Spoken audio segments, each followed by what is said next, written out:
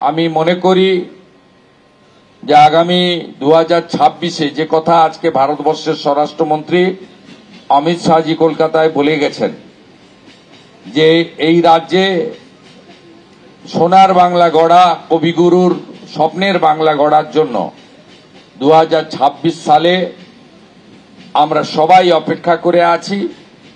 এটা রাজনীতির মঞ্চ না হলেও যে অত্যাচার, যে অবর্ণনীয় অত্যাচার পশ্চিমবাংলায় হিন্দু হওয়ার জন্য, বিরোধী রাজনৈতিক মতাদর্শে বিশ্বাস করার জন্য গত কয়েক বছর ধরে হচ্ছে, আজকে এর শেষ আমরা দেখতে চাই। আমরা নিশ্চিত মা দুর্গা শক্তিদায়িনী, অশুভ শক্তির বিনাশকারিণী, অসুর ধ্বংসকারিণী মা আমাদের সকলকে সেই শক্তি দেবেন।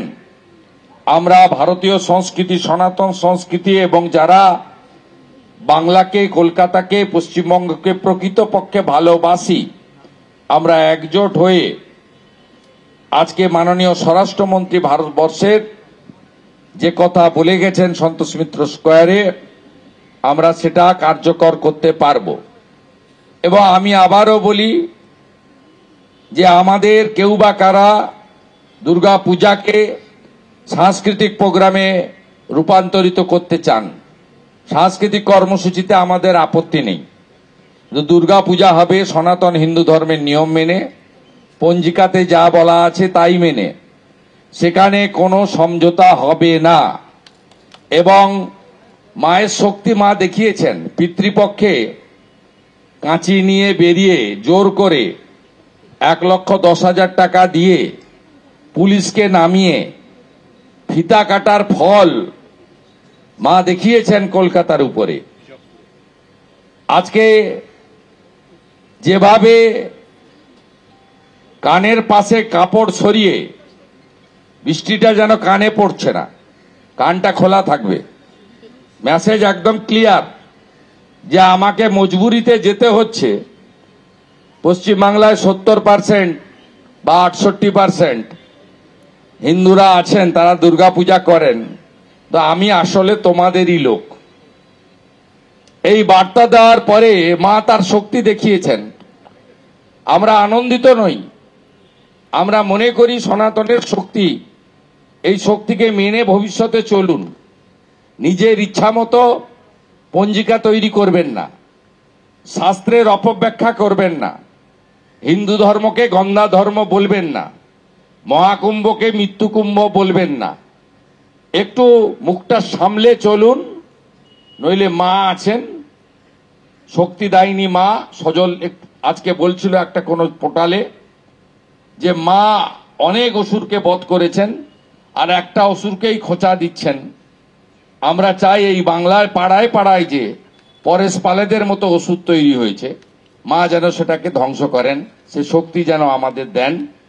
আমাদের ভাই বিশ্বজিতের পরিবার, তারা যেন সঠিক বিচার পায়, এটাই আমাদের প্রার্থনা। আর একটা কথা বলে শেষ করব, আমার খুব ভালো লেগেছে প্রাক্তন রাজ্যপাল, রাষ্ট্রবাদী, উচ্চশিক্ষিত তথাগত রায়ের বক্তব্য।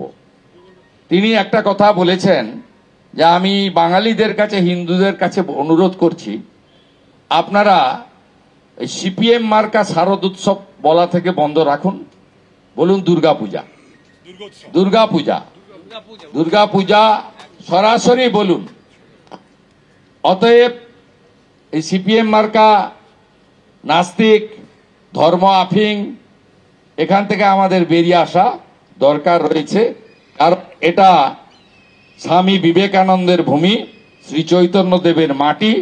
এখান থেকে স্বামী প্রণবানন্দ ভারত সেবাশ্রম সংঘ তৈরি করেছিলেন এবং এটা সনাতনের জায়গা।